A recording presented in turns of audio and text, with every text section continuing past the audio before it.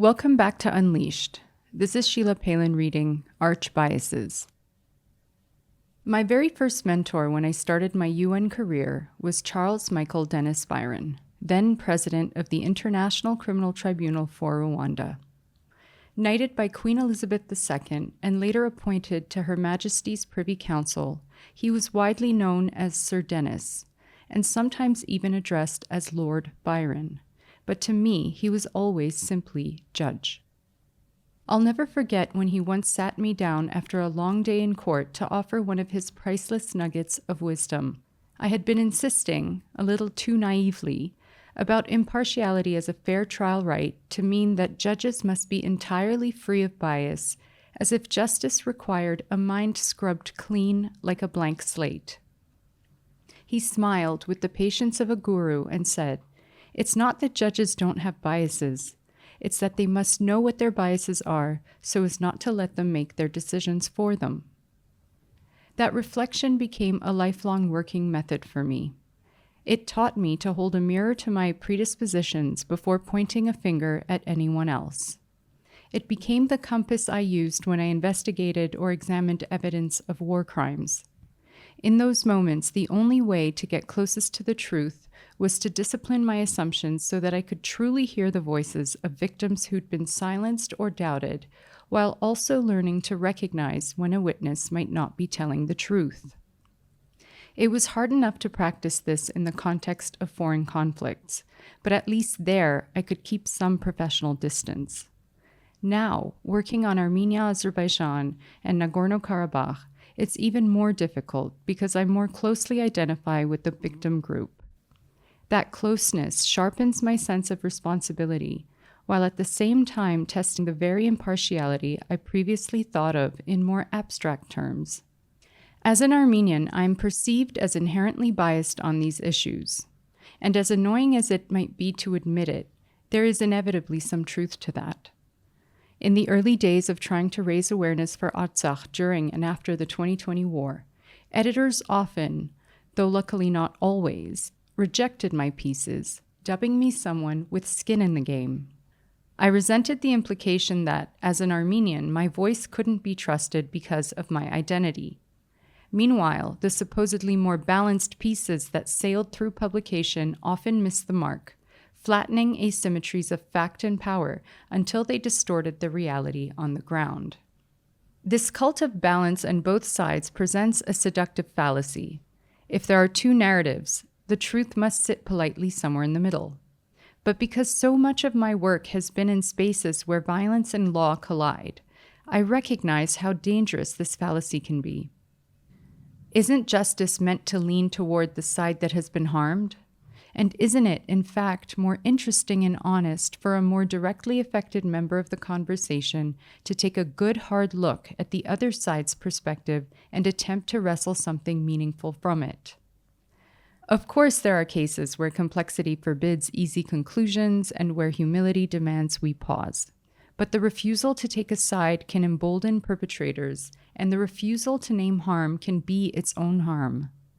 At the same time, to err is human, and our partialities can blind us from nuances.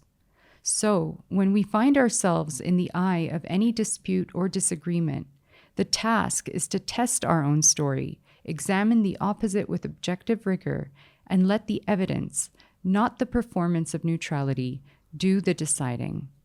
Over the years, I've come to think of our biases as architecture, or archbiases, spanning the spaces in which our thoughts move and directing the flow of our judgments.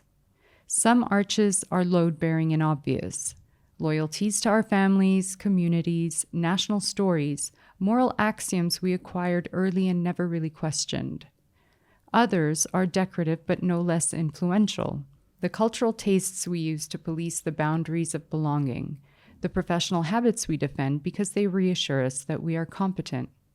We install these structures over time, brick by brick, and then we walk under their ceilings without realizing how they might impact or obstruct our movement.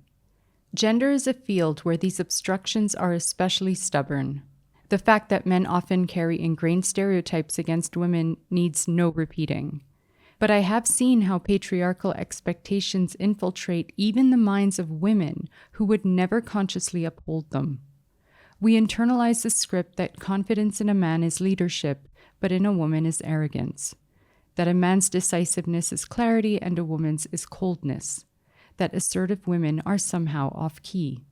We adopt these standards against each other, and worse, against ourselves, policing tone and ambition, apologizing for taking up space, offering caveats where none are demanded, masking expertise with a smile. How do we maintain or renovate a house built on such illusions without tearing it down? We begin with taking inventory. What conclusions do we reach too quickly? Who do we reflexively trust or dismiss? Which sources feel credible because they comfort us? Which arguments make us angry before they even finish a sentence? If I can say, I tend to credit X because they sound like me, I've moved from being ruled by a bias to being in conversation with it. The same is true professionally.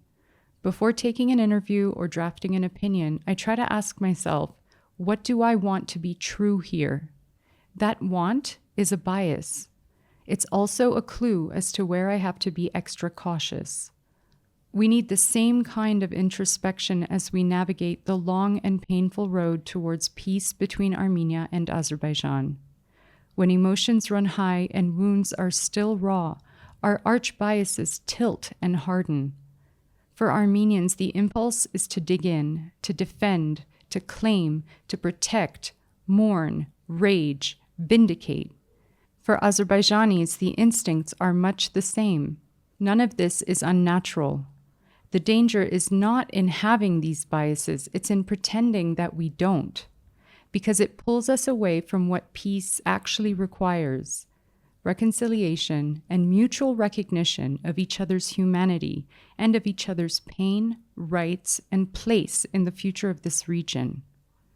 We have to ask ourselves, what are we refusing to see? Which narratives are we clinging to, and which truths are we rejecting because they demand too much of us? Whereas conscious bias can sometimes be managed, unconscious bias will always control us. What Judge Byron taught me that day was that our ability to grow is directly related to how much truth we can handle about ourselves without trying to escape it. It taught me that self-awareness is not self-flagellation, it is self-respect. And in the end, it is also freedom. The freedom to think more clearly, to choose more wisely, to act with more integrity, and to learn to stand in the truth with eyes wide open.